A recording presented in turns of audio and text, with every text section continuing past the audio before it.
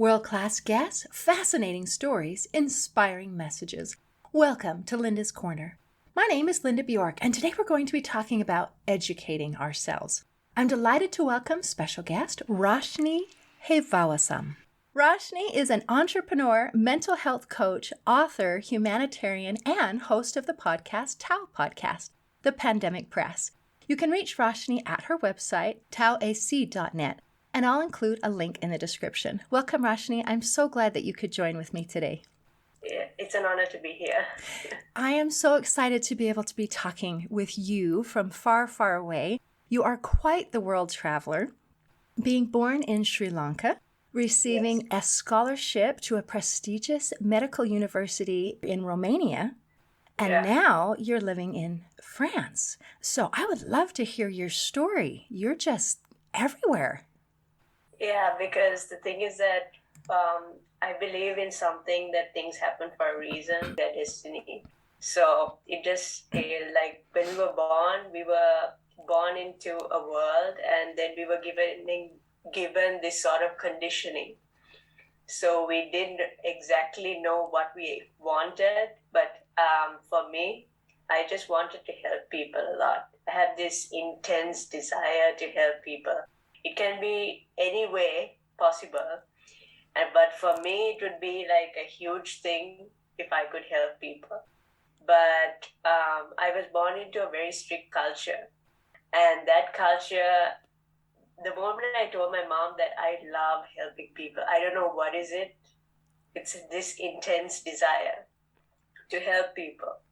And my mom said, surely that means you are a doctor. Because doctors help people, and that's what we've learned in our conditioning and society in general. One of the best careers in the world is to do medicine, and it's the world's most hardest course.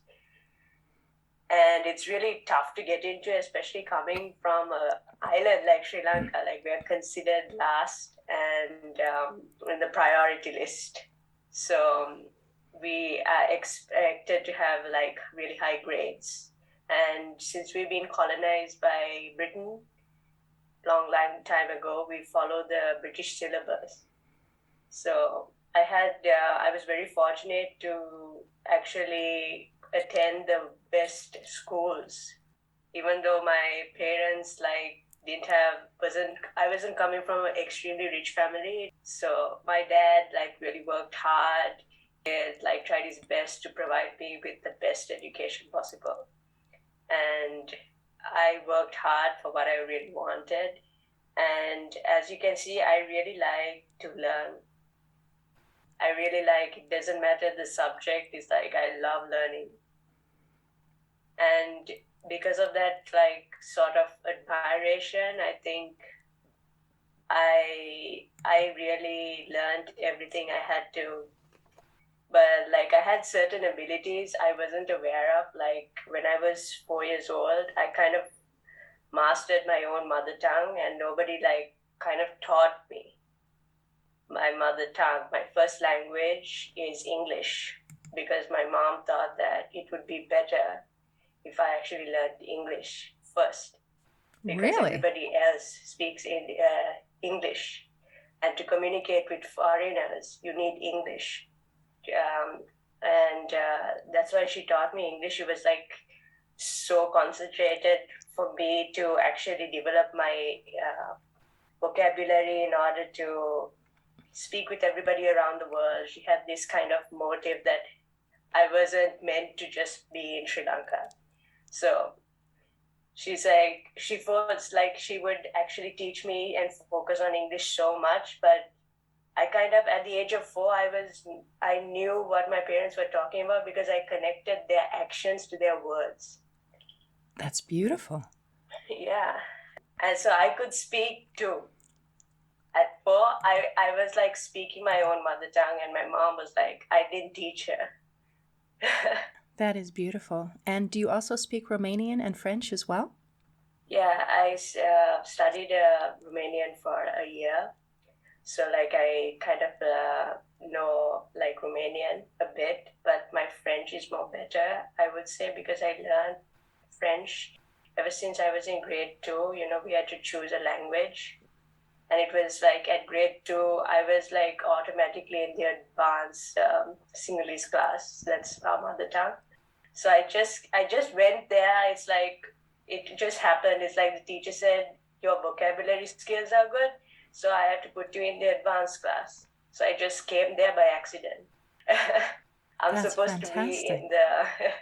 I'm supposed to be in the supportive, but I just came here by accident. And she said that your vocabulary is good, so you have to be in the advanced class, not the beginners class. And she put me there, and she's like, it doesn't matter if you can write. If you can't write now, you will learn that. And she put me in the advanced class. And I chose French because for me, it was more easier.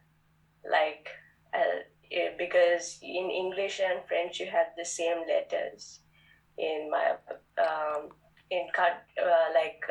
my mother tongue, we have like more than 27 letters. We have almost 67 or something like that. Whoa! And it's completely different letters. It's like my Romanian friends calls it fruits because they look really round. That's lovely. Yeah. That's amazing. So what is the native language of Sri Lanka? Sinhalese. Because we are like, it's a Buddhist country and consists of 71% Sinhalese. And then we have other languages like Tamil as well. That's incredible. So languages have come to you very, very naturally, and you studied very, very, very hard and put so much effort into it, and you have always had this beautiful, innate desire to serve. And your mother naturally assumed that that meant that you would be going into the medical profession. And you did receive a scholarship. So not only were you accepted into medical school, but they wanted to pay for your medical school so that you could do this. I'm kind of curious why you chose Romania. But then at some point during your studies, you changed your mind and decided that that was not your life calling and that that was not the way that you wanted to help lift and serve others. So I'm curious about what's the next step in the story here. It's a long story and very interesting one. Buckle up. Yes. I studied really hard, and at the beginning, like, I wasn't really good at math, and I had only my uncle to teach me, and my parents couldn't afford extra tuition. So it was my uncle who was teaching me, and then like at the age of 15, I was doing like physics maths instead of doing like physics, which was, I didn't know. I think because I was one of these curious, like driven students, If I take the entire like math textbook, I did all of the sums in the textbook. I didn't even miss one. Wow. I was really like focused. I am also anemic. I was anemic from a really young age. And people would tell me that if the anemia got worsened, I wouldn't be able to concentrate or focus or attain memory. But like, I somehow managed to adapt, I'm so glad. So you got accepted to Romania, and now you're in school, and I would imagine you'd have to speak Romanian really well to attend college there. So did you study first and then go, or did you study Romanian while you were there? Yeah, so the thing is that at first I tried to apply to universities in the UK. And I did like one of the most hardest exams in the world. It's called BMAT. It's the entrance exam for like top universities in the UK and top medical universities in the UK. It's a biomedical admissions test. And I passed it with good marks. But the thing is that there were not enough seats to go in, because when you take the UK, first of all, they first consider the UK citizens, then they consider Europeans, then the Americans, and we're kind of last in the list. So that didn't turn out well. That's why I accepted the scholarship, and I thought that, okay, this would work out. So what was in the scholarship was like I had to study Romanian, and then I would learn how to do the courses in English, and then we had to switch afterwards the language. Really? So English is the mediator kind of Yes, between. yeah. Okay, so you had that one down. All right. So the thing is that like I was studying, and so like I had a year to myself. So when kids come from a really strict culture and they have a year to themselves, it's like, oh my gosh, this is freedom. It's like that feeling. I've never actually felt freedom in my life because I was always indoors. My parents didn't let me go out all the time. I wasn't allowed to like hang out with friends all the time, go out, have a boyfriend, that sort of lifestyle. I was like mostly indoors. I used to go from the house to school, maybe to my relation's place. And if there was a party, probably a hotel, but like really rarely. And so that was kind of my life. And the first day I was alone, okay, I was like, okay, I have freedom for myself. It's time to actually find out what the world is and what the world looks like. And for the first time, my parents always want to keep an eye on me because I'm the first child in the family. So they want to make sure like things go right with me before they go right with my two siblings. And I also tutor them as well. So I have that responsibility as an elder sister. And what I went through was like during my first years like of med school, like I had several panic attacks, anxiety, and I was like in the verge of like getting depression. I got depression and then actually moved out of it, which is pretty cool. And there some things happened, like I met with an accident while I was in Romania. And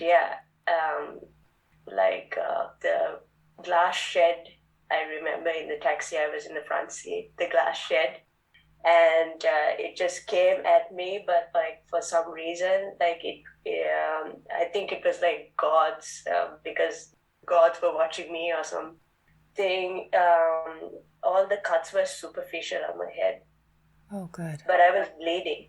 I was bleeding heavily, and people looked at me, and it's like there was this old lady, and she took me to the pharmacy, and they put a bandage on my head, on my forehead, and I went all the way to like the Uni's hospital, and they looked at me, scanned me. I went through several procedures the entire day, and they said, thankfully, nothing has happened in your body. Oh, good. Yeah. It's like, that something is protecting you when these sorts of situations happen. Yes, you have a purpose. Yes. And I remember like once there was an exam. I woke up. I was living with my roommate at the time. As I woke up at 5 a.m., I stood up, and as I stood up, I fell down. I couldn't move my legs. Oh dear.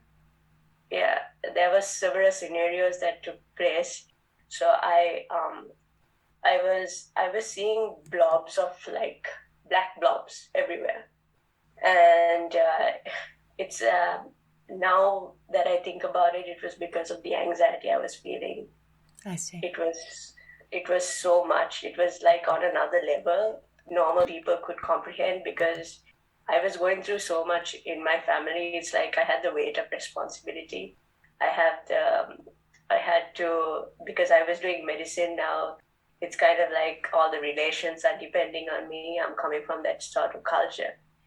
And it was too much for me to hold at the same time.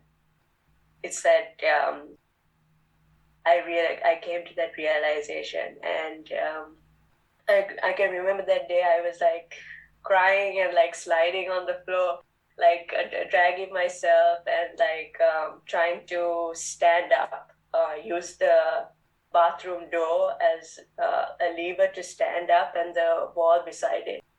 And like I have kind of read that if you can't balance yourself, you have to balance it by puking as well. It sort of helps with the balancing, because I felt like I was shot in the spine. It felt like I was shot in the spine. Really? And yeah. And it's like when you're in a position like that, all these thoughts that come to you, will I be in a wheelchair for the rest of my life? What will happen to me? It's like all of these sort of bad things or so-called unfortunate events started piling up. And actually that day was incredible. I managed to get my legs walking. I was late for the exam, but I managed to get a 9 on 10, which is quite amazing. Congratulations. I didn't even think I could do that. I was, as soon as I got to hear the results, it was like, I never thought I could do that. Yeah, that's amazing. And especially right after an incident where you felt like you had been shot and you couldn't even stand and pull yourself up, and then to be able to function well at an exam that you arrived late to. So you must be quite an amazing student. Yes, and like I told my friends about it, and one of my friends, she knows that I write really good stuff full of meaning, and it's full of meaning because it's true. And I have a blog about it, and I call her my human lifesaver while I was drowning in a deep, vast ocean and trying to swim at a snail's pace. And in this moment, she was like telling me, it feels like you are coping with life on another level compared to all of us. It's like if you're in level 102, we must be in level like 50 or something. And because all of this happened at once, and I also got a chance to have to actually notice what a relationship actually feels like. So I had that responsibility as well. So I thought that I was really fighting, to actually keep everything in my life. But I also knew that everything happens for a reason. So if it doesn't work out, it's just because you deserve something better. And I realized that my parents came after a year, and they said they came here by the French visa, and they couldn't stay in Romania for long. And because of my dad's business, he got a French visa because he was a distributor for Spanish company, and since we don't have a Spanish embassy in Sri Lanka, they give you a French visa. Wow. Okay, that's crazy. So is that how you ended up in France then? Yeah. Is your visa French as well? Yeah. I'll be darned. I would never have supposed. And they came with French visa. So the thing is that they said after 2 years, they said that they were going to kind of start. So we kind of had this idea to actually be in France ever since. We had this kind of idea ever since we were in Sri Lanka.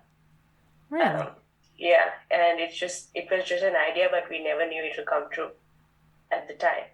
And now that it was happening, my dad said, we are going to France and we're going to give it a chance. And is that when you left school and joined them in France? Yes. Okay. That happened after a year. Okay. I joined them after 1 year. And it was crazy because I came to see them in a blizzard. It's like I left the country and I came to France. There was a blizzard. I had to wait 8 hours for my flight, and then which was delayed for 8 hours. And everybody who was working in the flight told me that my flight has been cancelled, but I did not listen to them, and I just went to the terminal and to see that the flight was actually just delayed for 8 hours. It's like the people didn't know. I just didn't trust the people. So what have you been doing now that you're in France and you've changed your your family? Were they disappointed? I imagine that you made this change in career. Yeah, they were very disappointed, especially my mom, because she wanted to tell everybody, oh, I have a doctor in the family. Exactly. Yeah, yes. And so I changed, and my dad was okay with it because he knew what the circumstances were. And he wanted me to learn a bit about business as well, and I was for it because I wanted to make my own company. And he thought that I can actually go for a job like this, but I was like, I was thinking too far, too ahead. I was thinking there are 7 billion people in the world, and are there enough jobs for everybody? That's a question I would ask, and my dad would say like, "You're thinking too far." And then I was not taken into jobs because like the HR would talk to me for 1 hour, and we would have a brilliant conversation, and they would tell me, like, I went to a magazine company at first because I'm a good writer, and they said you shouldn't be writing these good articles for a company. You were overqualified. Yeah. Who'd have thunk? And because I was writing about my own experiences into words, they were telling me, if you're putting your experiences into words, and if all of this is true, you should probably write your own book, do your own thing. And you did do that. Yeah, I did write a book. It's called Unveiling the Truth Behind Catherine's Destiny, because it was true, and it has also information like for young adults, what they want to know, what I needed to know, and I just put it there. Right, but you kind of changed it around so that you wrote it as if it were a fictional novel when it's really based on your story. Yes. That's pretty interesting. It is, and especially like everybody is sort of cynical about destiny and fate and stuff, especially if it's not them, if it's not their fate. And it's kind of weird because my name is kind of weird as well. It's not like an ordinary name. It has a meaning. It's like a deep meaning. It's like my first name actually means like the heat from the sun. Really? Yeah. And my second name is a tree, which is like symbolic for nature. That's lovely. Yeah. So it has like 2 meanings there. And I've been actually, now that I think about it, I've been actually hunting down my destiny. That's why I came here. And I did study for 2 years business. I just needed the courses to actually make my own business, to actually learn how everything is going, because I knew my dad can't afford to pay, because whenever he puts me to a university, it's the best university in the world and the most expensive university, because he wants the best for me. And as much as I like him doing that, I also tell him that even just a normal university that is not expensive can provide me the knowledge I need to succeed. But for him, it's a different, he thinks in a different way. And with these tools, I kind of have this idea to restructure education, and that's what I want to do, because everybody during the pandemic is all confused about what's going on, and I want to help them. That's why I made the podcast. I started with the podcast, and when I was in the uni, everyone kind of knew me, from the dean to the program director to the teachers, because they're recommending me to tutor other people who are facing difficulties. And while they're even the librarian also gave me a recommendation letter because I was so good at what I do. Yeah. So you went into business, and then you decided that your passion seems to be in your podcast, where you actually help educate people about the pandemic. And yes, you also want to help work with education and help to restructure the way that things are.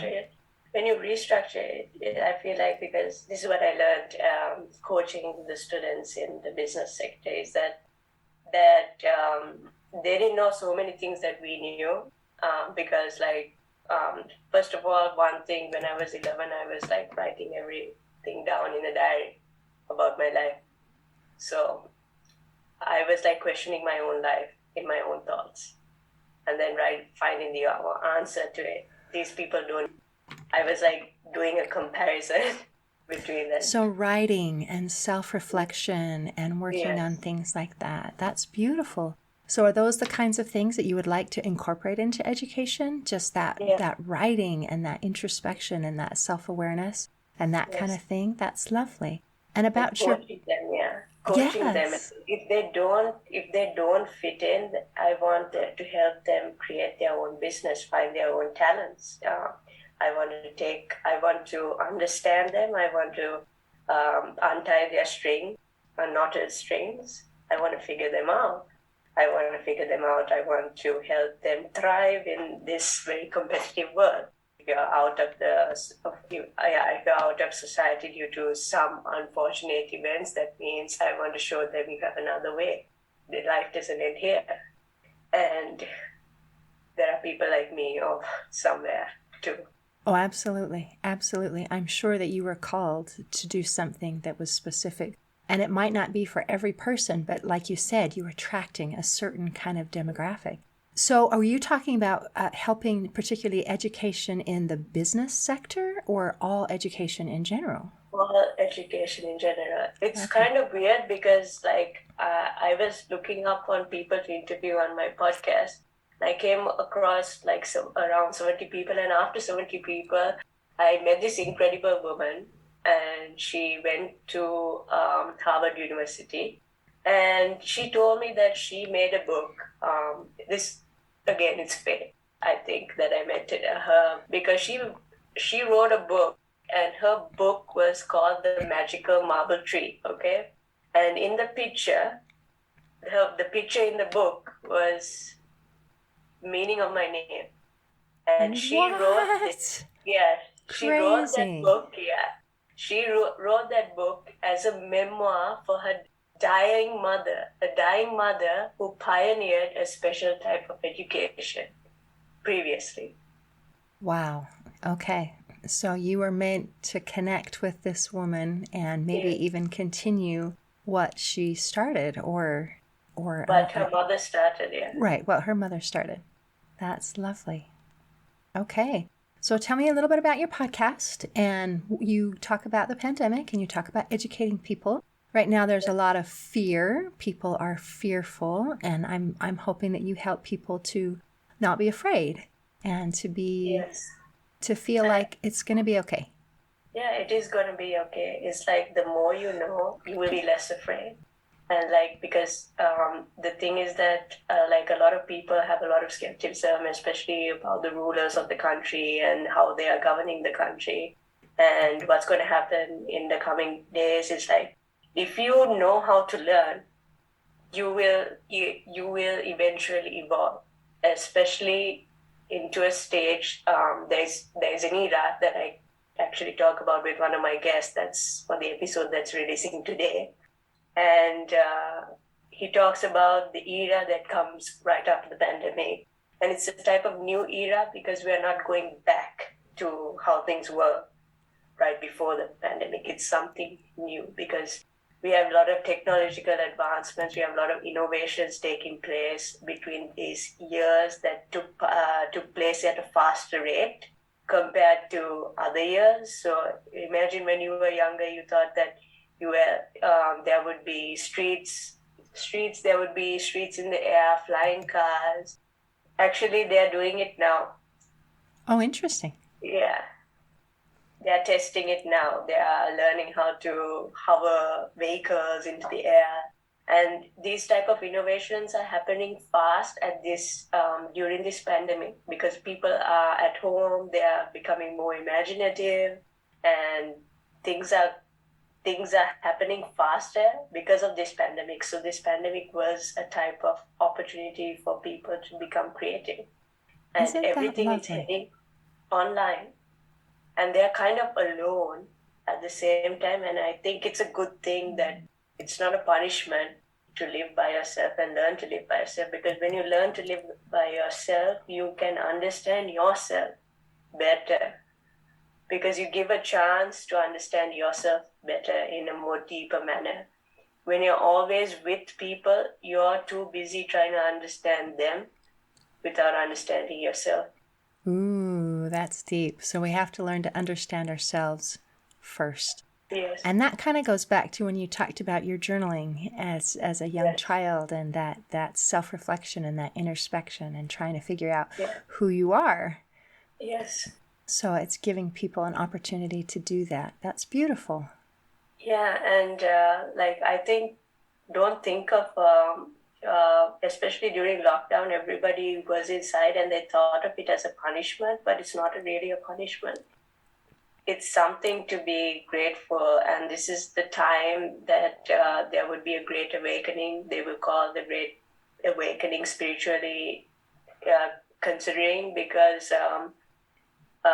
people are beginning to see the world as it truly is. It's like a game.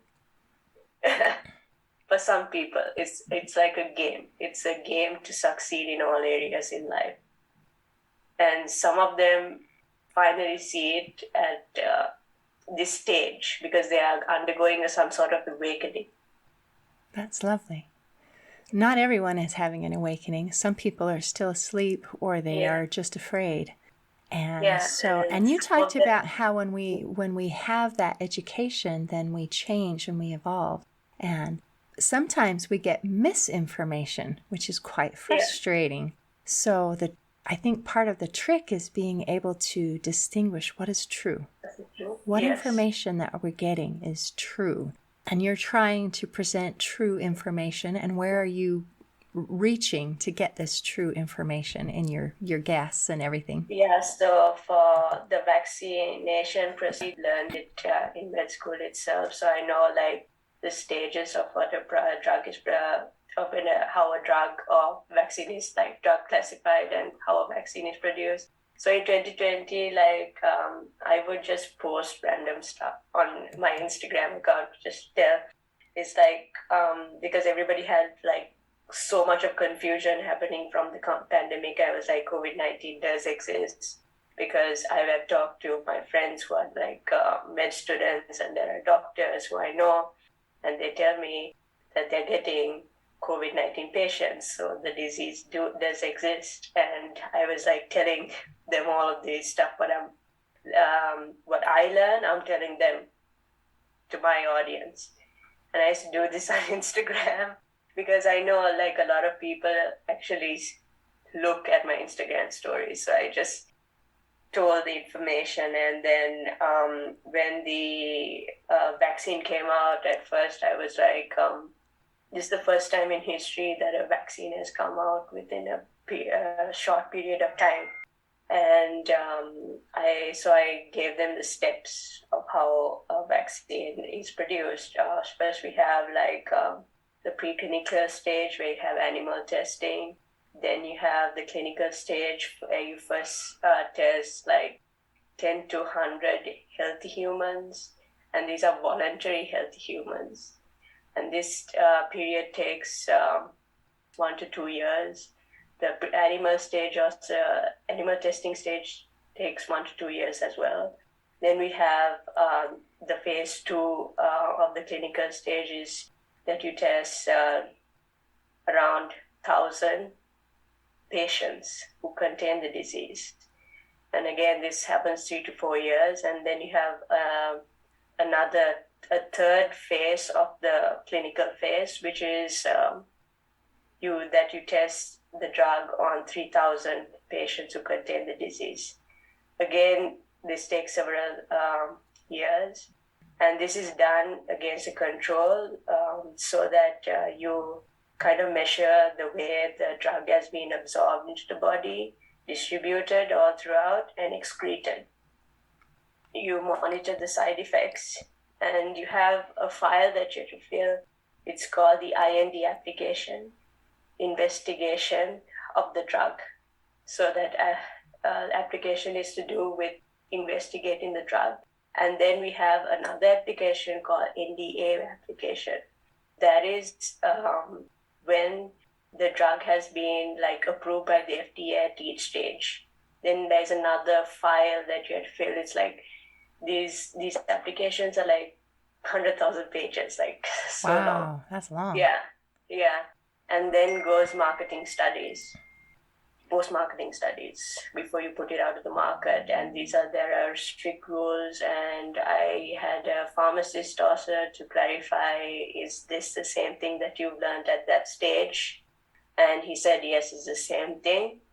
And it's like me clarifying with other people, because like I haven't received a degree, but like I have like a half MD.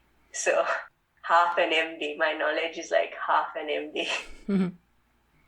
So out of that knowledge, I'm trying to like clarify and learn more from doctors. So what you're describing, this process takes like a decade or more in order to be able to find something safe. Yes. And yet this process that's supposed to take place was condensed into a year's time, or even a little less than a year. Yeah, exactly. A few months of trying to get. So all the steps obviously were not taken, and all of the research wasn't done behind. So your impression then on the vaccine is it's probably not the right thing to do? Is that how you're feeling? It's like I feel like at this point, the vaccine, if you are going to consider the vaccine, it's better to give it to the people who already have the disease, like the patients who have the disease. But if you consider yourself healthy, and I also have this in my podcast, for people who have a weak immune system, do not take it. I think you have a better risk of surviving without the vaccine, and you have a better risk of surviving by isolating yourself. So people who I have the list. I put a list for pregnant people, or people of old age, people who live with catheters, people who have diabetes. They are considered people who have weak immune systems, or people who already have like a weak immunity because they have an autoimmune disease. Any other autoimmune disease, and that's the list So your recommendation, forgive me, is that if you have a weak immune system, then this vaccine is not actually going to help strengthen your immune system. It actually puts you more at risk. Is that correct? Yeah. Okay. Yes, and there are files in the FDA website if you have gone, and you have to see the side effects, because like if something happens from the vaccine, you can't go to a lawyer or you can't do anything about it, and so the fault is with of these pharma companies. You can't do anything about it. So I think it's safe to not take it, especially if you're healthy. And you should always talk and question like your local physician, or talk to an immunologist before taking the vaccine, because I attended so many interns, like I did an internship, like 3 of them. And during the internship, like I make sure the patient like tells everything about their history of diseases, because before recommending a medication, you had to really find out like what's affecting their body before, and then you have to weigh the benefits and the risk, and then give them a drug, because it's what you're giving them is something artificial, something chemical, and you have to weigh the risks and the benefits and then give it to them. Right. It's not something you can play with. That's why there's a recommended dosage. Right. And it's something that you should follow, because these definitely not good for the body. Right. There's that list of advantages and disadvantages, yes. and weighing on that scale what is going to be best benefit for you. So yes. Thank you. That's a lot to think about. So that's kind of what you cover in your podcast, and that's the people that you interview and talk to. And yes. That's fantastic. Wonderful. Well, thank you so much for visiting with me today and for sharing your wisdom. and for using your talents to pay it forward and to be able to find your niche for helping people. I think that is a beautiful thing. Yeah, I do help people with who struggle with mental health because I have struggled with mental health. So I am asked. It usually happens because everybody has a story, and it usually goes back to their childhood. Like I was being bullied for being the weird one, or the person who was the outcast. Right.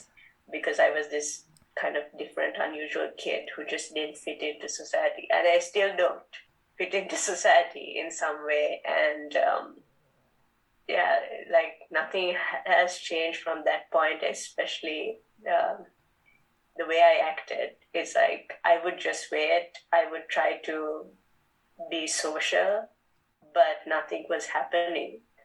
It's like, and again, it's happening for a reason. Right. And because of the situations and even your interactions, it enables you to maybe take a leadership role and say, I'm not one of the masses. I am a leader. And I love that innate desire that you have to serve. I have it as well. And I've also started a nonprofit to help people who struggle with mental and emotional issues, and it's called Hope for Healing.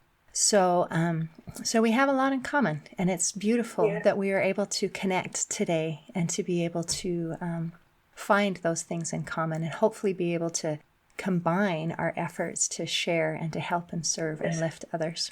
So again, thank you so much for being here. No problem. In closing, I'd like to share a quote by Sarah Caldwell. She said, "Learn everything you can, anytime you can, from anyone you can. There will always come a time when you will be grateful you did." Today, I invite you to become a lifelong learner. See you next time on Linda's Corner.